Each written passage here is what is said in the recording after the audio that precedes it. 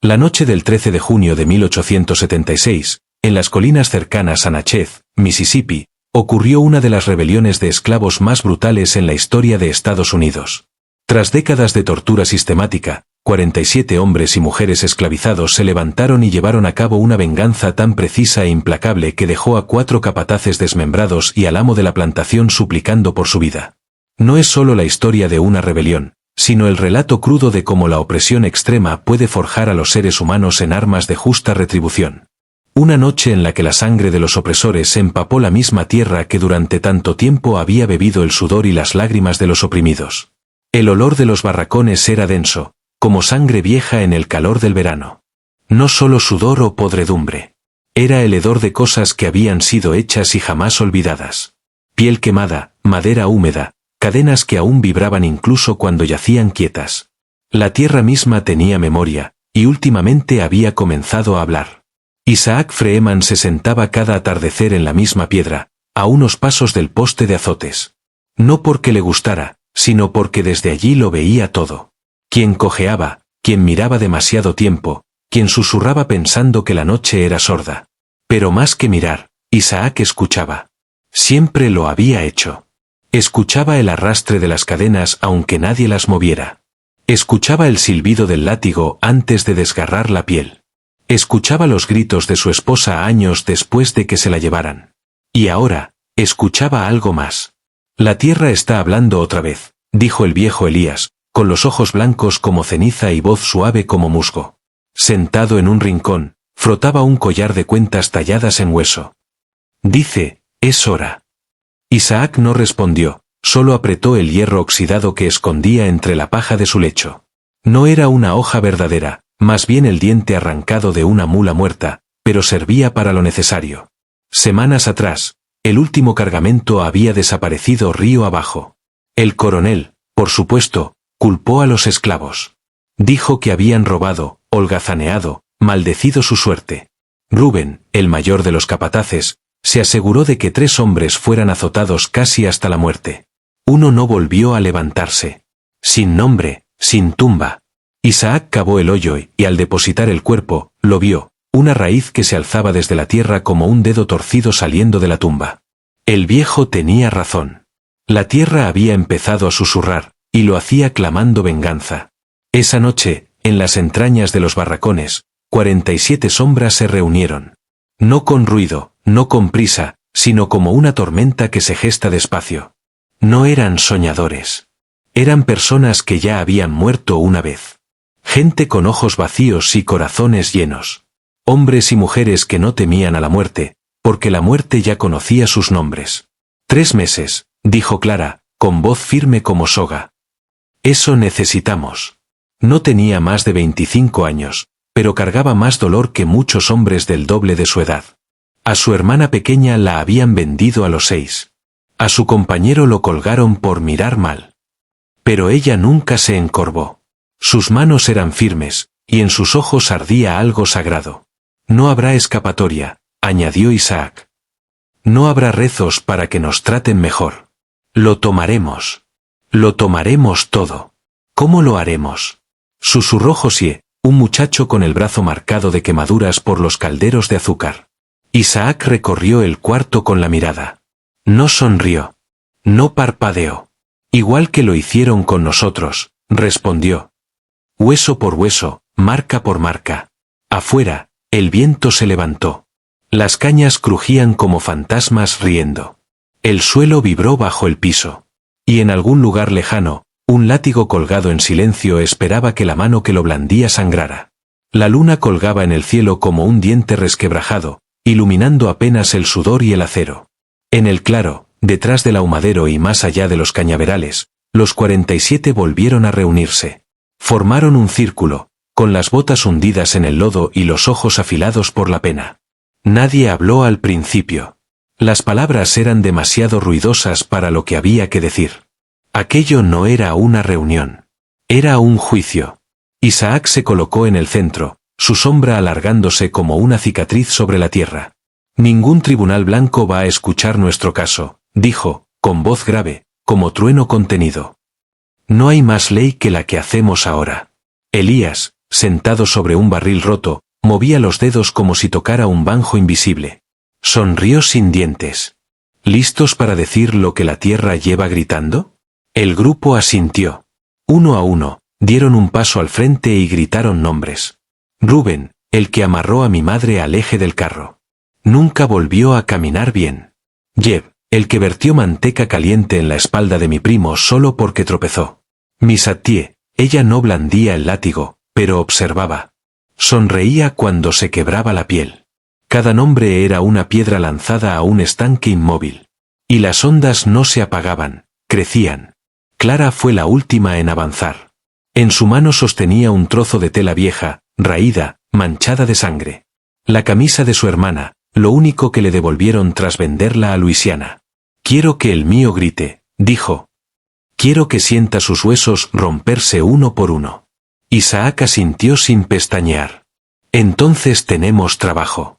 Durante semanas, el plan tomó forma como un manto cosido en las sombras. Cada uno aportó su parte. Josie, pequeño y silencioso, vigilaba a los capataces y aprendía sus hábitos. Cuando bebían, cuando se jactaban de azotar hombres 2 veces más fuertes. Abner, el boyero, escondía cuchillas en los bebederos, cubiertas de estiércol para despistar a los perros. Clara y las chicas de cocina mezclaban pan de melaza con raíz amarga silvestre, lo justo para entorpecer el corazón y nublar la mente. Elías no se movía de su rincón, pero escuchaba. Cada paso, cada maldición, cada mentira murmurada. Decía que los muertos le contaban cosas. Isaac le creía. El primero, dijo Isaac, muere como vivió. Blandiendo ese látigo. Así quedó decidido. No atacarían rápido. Atacarían limpio. Uno por uno. Ojo por ojo, pecado por pecado. Aquella noche, junto al fuego, Elías le susurró a Isaac. ¿Alguna vez has oído gritar a una cadena? Isaac negó con la cabeza. Lo harás cuando se rompa. Y en la oscuridad, más allá de los cañaverales y el dolor, un eslabón se oxidaba hasta soltarse. El juicio estaba hecho. La sentencia ardía lenta en sus huesos. El mediodía en Nachez golpeó como un martillo. El calor subía del suelo en ondas, y las moscas bailaban despacio sobre el sudor y el silencio. La mayoría descansaba entonces. Los capataces, llenos de cerdo y ron, con el vientre pesado y los párpados cayendo. Pero no Isaac. Esperaba junto a la fragua. El mismo lugar donde había forjado herraduras y aros de barril bajo el látigo de Rubén. El mismo lugar donde perdió 3 uñas contra una varilla al rojo, solo por parpadear demasiado lento. El mismo sitio donde había enterrado su rabia, día tras día, entre carbón y hierro. Ahora volvía a salir. Más caliente que el fuego, más filosa que el acero. Rubén siempre iba a la fragua al mediodía. Decía que le gustaba el calor. Bueno para los huesos, bromeaba. Creía que Isaac estaba demasiado roto para ser peligroso. Se equivocaba. Josie ya había dado la señal. Rubén había bebido sus 2 copas de aguardiente de caña y tomado un poco de tabaco, lo suficiente para entorpecerlo. Cuando entró, Isaac ya estaba de espaldas, fingiendo trabajar. Las tenazas reposaban sobre el yunque, con los bordes afilados para morder hondo. ¿Todavía no terminas esa rueda?, gruñó Rubén. Isaac no contestó. Siguió martillando. El repique sonó como campana fúnebre. Rubén se acercó, extendió la mano hacia la cadena en la pared, y en ese instante Isaac giró rápido como tormenta. Con las tenazas en mano, lo agarró del cuello y lo estrelló contra el poste con tanta fuerza que le castañetearon los dientes. Antes de que pudiera gritar, Isaac hundió el hierro caliente entre sus costillas. No lo suficiente para matarlo, solo para recordarle. ¿Lo sientes?, gruñó. Así le quemaste la pierna a mi hermano. Tenía 13. Rubén se retorció. Isaac actuó rápido, le ató los brazos, lo derribó al suelo. Nadie escuchó. La fragua rugía, y los capataces estaban borrachos. Primero le rompió un dedo, lento. Luego la muñeca. La misma mano que blandía el látigo. Nos rompiste cada día, cada hora. Ahora siente cómo se siente. Los huesos crujieron como ramas secas. Uno, luego otro. Después la pierna. Y cuando Rubén finalmente suplicó de verdad, Isaac se inclinó cerca. Nosotros ya no suplicamos. Dejó el cuerpo en el cajón del carbón, lo cubrió de ceniza. Para cuando los demás fueron a buscarlo, Rubén ya había desaparecido. Se volvió un susurro, un temor. Y esa noche, en los barracones, nadie hizo preguntas. Pero Clara le pasó a Isaac un trozo de tela, una señal, un recordatorio. Uno menos, dijo. Afuera, el trueno retumbó a lo lejos. Aunque el cielo estaba despejado, el primer estallido había llegado y la tormenta apenas comenzaba. La mañana siguiente amaneció caliente y quieta, como si el mundo entero contuviera la respiración. El coronel Horus Whitmore estaba sentado en su veranda, copa de plata en mano, bebiendo su infusión favorita. El vapor se elevaba lento, el aroma era rico, pero el sabor ese día resultó amargo, casi agrio. Escupió y maldijo. ¿Dónde demonios está Rubén? Nadie respondió. Nadie lo había visto desde el día anterior. Sus aposentos estaban intactos, los látigos aún colgados en orden en la pared, pero los perros no se acercaban a la fragua. Aullaban y se movían inquietos, con la cola baja, como si olieran algo torcido. Al coronel no le gustaba el silencio. Golpeó la copa contra la mesa y gritó órdenes. Llamó a Jeb, otro capataz, más cruel que la mayoría, con ojos como clavos. Encuéntralo o encuentra a alguien a quien culpar. Jeb asintió. Sabía cómo sacar respuestas, con puño, fuego o soga. Esa tarde, 3 jóvenes fueron alineados en el patio. No importaba que nada tuvieran que ver con Rubén. Eran negros. Estaban ahí. Eso bastaba. Isaac estaba al borde de la multitud, con las manos apretadas, la mandíbula tensa. Había visto esto antes. El espectáculo, el teatro, romper a uno para callar a los demás. Jeb caminaba frente a los muchachos, hablando como serpiente. ¿Creen que esto es un juego? ¿Creen que pueden esconderlo? Uno de los chicos tembló. Otro se orinó encima. Entonces Jeb se detuvo frente al tercero, el hijo menor de Abner, apenas de 16 años. Levantó la mano. Y fue ahí cuando Clara se movió. Rápida, precisa. Desde la multitud lanzó una piedra que cayó a los pies de Isaac. La señal. Isaac giró y caminó tranquilo, como un domingo, hacia el granero. Allí lo esperaba Abner. Tenían trabajo que hacer. Jeb gustaba de su café con 2 dedos de bourbon, un hábito que las muchachas de la cocina conocían bien. Esa tarde, la propia Clara llevó la bandeja. Manos firmes, cabeza inclinada. Puso la taza sobre el escritorio del coronel y se retiró. Él no levantó la vista. No vio la astilla de vidrio en el interior. No sintió el amargor de la raíz hasta que el pecho empezó a apretarse. Pidió ayuda, pero los guardias estaban fuera buscando a Rubén. Nadie vino. Y fue entonces cuando lo escuchó, un susurro suave como un aliento. La justicia no llama, coronel. Entra golpeando. La voz salió de las sombras. Jeb estaba allí, pero no por mucho. Abner atacó primero, un mazazo en la rodilla. Jeb cayó como saco. Luego vino Isaac. Sereno, frío, preciso. No se apresuró, no gritó, solo rompió huesos. Los brazos que golpeaban, los dedos que señalaban, la mandíbula que escupía odio. Clara estaba en la puerta, mirando todo. Jeb intentó suplicar, lengua espesa, ojos desorbitados. Isaac se inclinó. Este es por el chico que no hizo nada más que pararse bajo el sol. Y luego, silencio. A la mañana siguiente, el coronel estaba pálido en su silla. Labios morados, manos temblorosas. Jeb había desaparecido, otro más borrado, otro rumor en los barracones. El azúcar seguía hirviendo, la caña seguía cortándose. Pero el aire sabía distinto, más dulce y más salado, como si la sangre se hubiera mezclado en la bebida. Fue Clara quien lo dijo primero, no hay fuego sin tumba. Necesitamos un lugar para enterrar la prueba. Los campos eran demasiado abiertos, la caña demasiado fácil de prender. Pero detrás del ahumadero, entre carretas oxidadas y paja podrida, estaba el pozo seco, lleno de polvo y huesos de animales olvidados. Hondo, oscuro, abandonado. Perfecto. Esa semana los barracones parecían contener el aliento. 2 capataces menos. Sin rastros, sin gritos, sin sangre en la tierra. Solo silencio. Un silencio pesado, del que incluso las gallinas se contagiaron. El coronel Whitmore duplicó las patrullas, puso antorchas en las cercas, soltó a los perros día y noche. Aún así, nada. No podía admitirlo en voz alta, pero el miedo ya se le había trepado por la espalda y enredado en la garganta. Isaac caminaba como quien ya había visto el final de esa historia.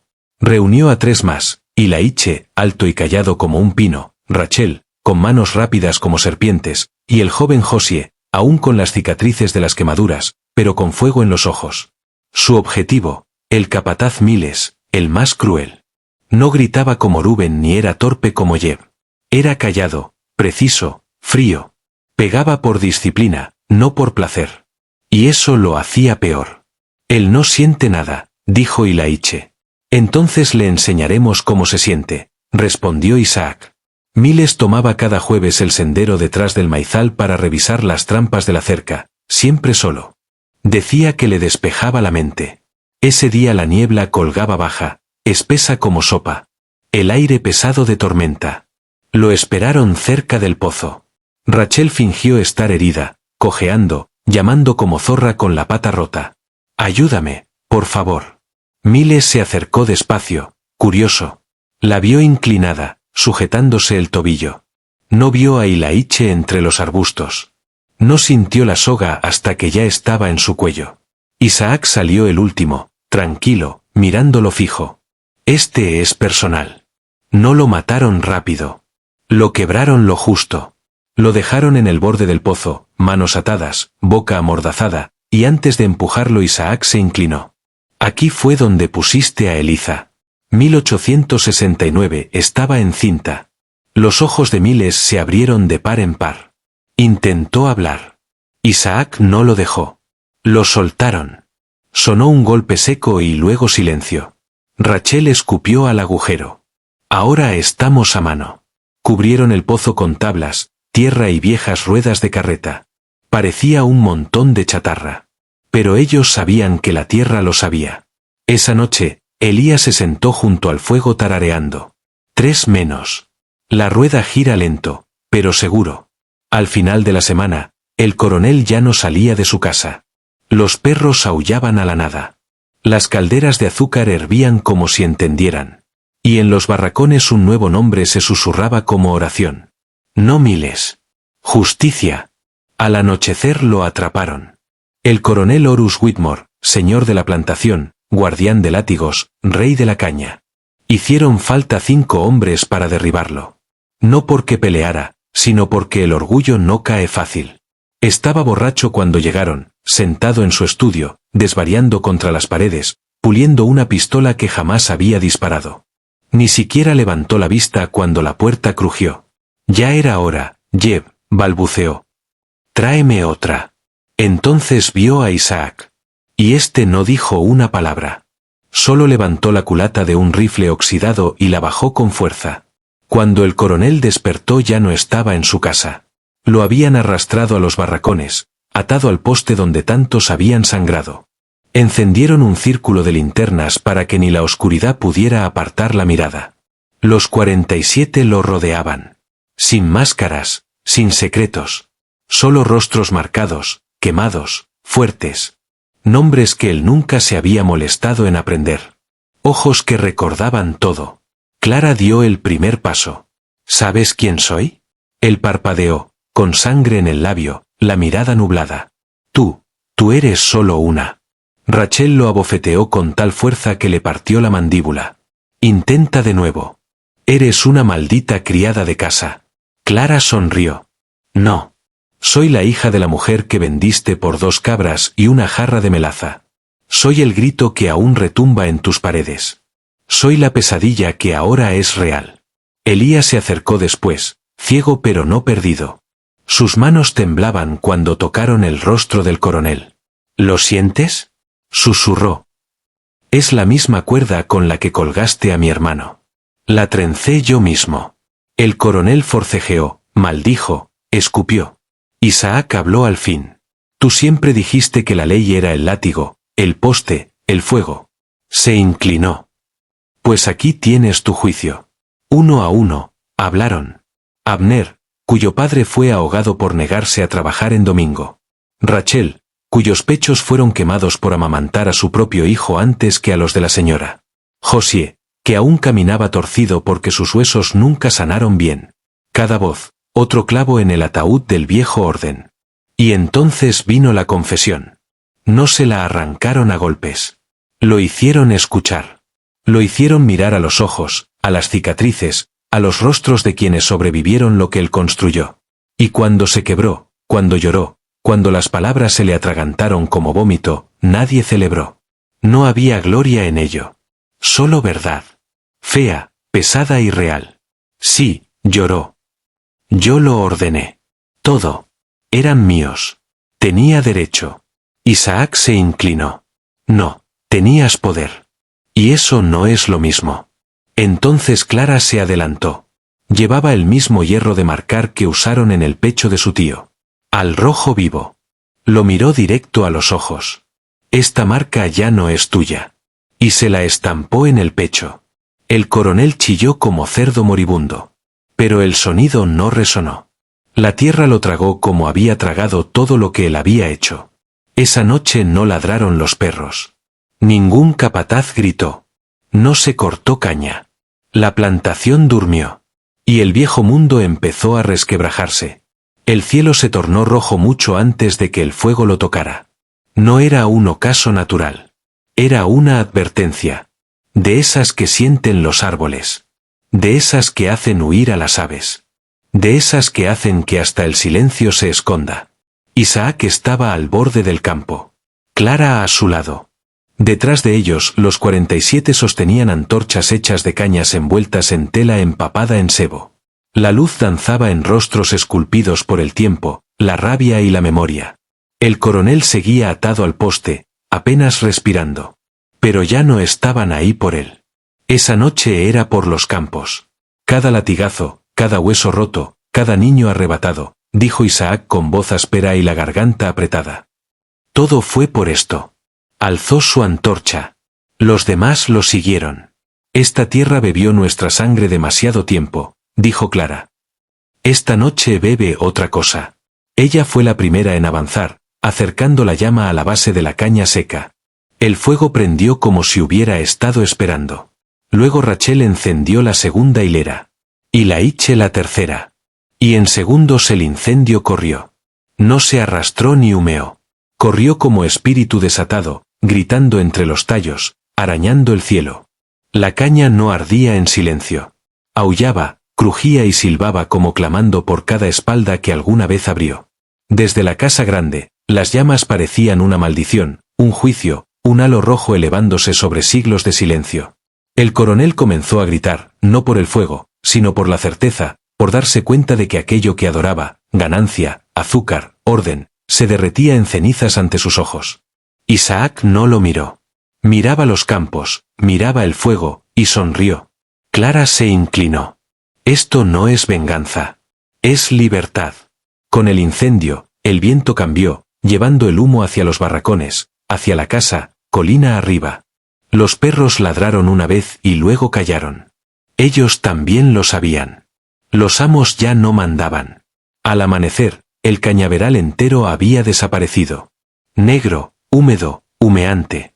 Nada quedaba salvo huesos de tallos y hollín. Los calderos de azúcar ya no hervían. Los barriles estaban vacíos. La riqueza se había ido, devorada por el fuego y la furia. Y, sin embargo, los 47 seguían en pie. Ninguno perdido. Isaac miró hacia el horizonte. Sabían lo que vendría. Represalias, perros de caza, soldados. Pero ninguno retrocedió, porque ya eran libres en lo único que importaba. Y la caña jamás volvería a crecer igual. Las primeras botas pisaron la tierra de Natchez 5 días después.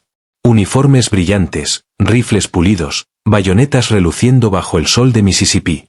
El imperio lo llamó insurrección. Los periódicos lo llamaron alzamiento salvaje. Los coroneles en Washington lo llamaron amenaza al orden.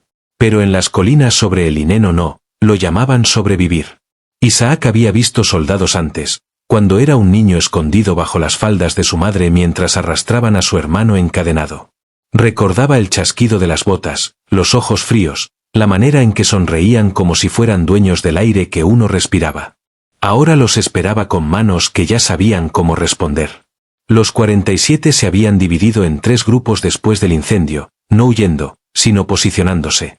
Elías dirigió a un grupo por los senderos del pantano. Rachel tomó la cresta junto a las ruinas de la capilla vieja. Isaac se quedó en la hondonada donde el agua del pozo corría honda y los árboles conocían sus nombres. No estaban corriendo, estaban preparando trampas. Cavaron fosas cubiertas con ramas y hojas de caña, colgaron campanas de viejos arneses de mulas para detectar movimiento, afilaron palos de mangos rotos de rastrillos. Pero más que eso, tenían la tierra. Los soldados no. Al tercer día cayó la primera escuadra. 12 hombres desaparecieron sin un sonido. Cuando el siguiente grupo pasó, los nervios ya estaban rotos, los dedos temblaban sobre los gatillos. Quemaron una cabaña creyendo que era un escondite, pero era solo un viejo ahumadero. Y fue ahí cuando Clara atacó. Su grupo se movió entre la caña como fantasmas, prendiendo fuego a los parches secos que habían quedado. El fuego se alzó de nuevo. No tan grande, pero lo bastante para gritar, aún no hemos terminado. Un soldado cayó en un pozo, otro en una trampa, un tercero volteó y no vio más que humo. Y entonces los ojos de Rachel, fríos y salvajes, justo antes de que llegara el cuchillo. No eran soldados, eran sombras con nombres. Nombres que el imperio nunca se molestó en aprender.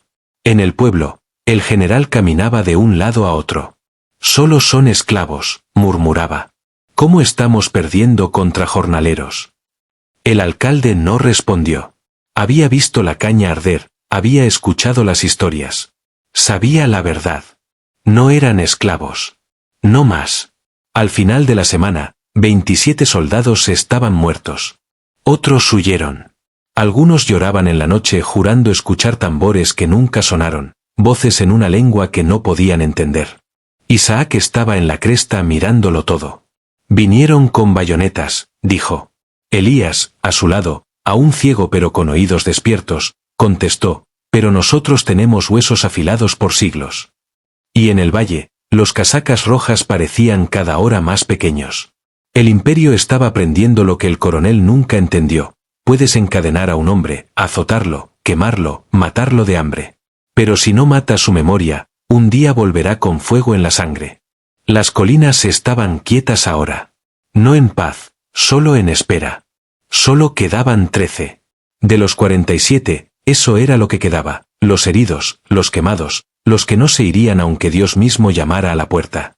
Isaac estaba en la entrada de la quebrada, la pierna envuelta en tela hervida y corteza. La bala había atravesado limpio, pero el dolor se quedó, recordándole. Vienen con los demás, dijo Elías. Trajeron refuerzos. Más perros, más armas. Isaac no se inmutó. Que vengan. Clara se movía como sombra entre la maleza, ojos afilados, cuchillo más afilado aún. No había hablado mucho desde que Rachel cayó. Un minuto reía junto al fuego, al siguiente tenía el pecho lleno de metal. La enterraron bajo el viejo árbol de goma. Sin cantos, solo silencio. Josué talló su nombre en la corteza con un fragmento de hueso. No era lápida, pero duraría. No quedamos muchos, dijo él. Clara asintió. Pero somos suficientes. Esa noche, la niebla subió desde el río. Espesa como leche, cubrió el valle. Los soldados se movían como ganado ciego, rifles en alto, ojos abiertos de par en par. Elías, sentado junto al fuego, murmuró bajo, están caminando hacia el juicio. Y el juicio llegó. Desde los árboles, los últimos combatientes atacaron. Fuego, cuchillo, trampa. Elías blandió un garrote tan fuerte que se quebró en un cráneo. Josué usó la cabeza rota de una pala amarrada a un palo. Clara no apuñalaba, marcaba. Cada golpe llevaba un nombre, por Rachel, por mamá, por mí. Isaac cojeaba en la pelea con una antorcha en una mano y una cadena en la otra.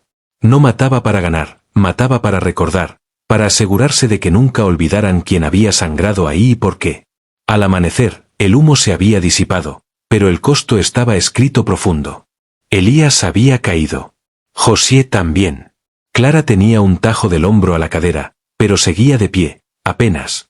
Isaac se apoyaba contra el árbol de goma, mirando el campo de cuerpos. Habían ganado.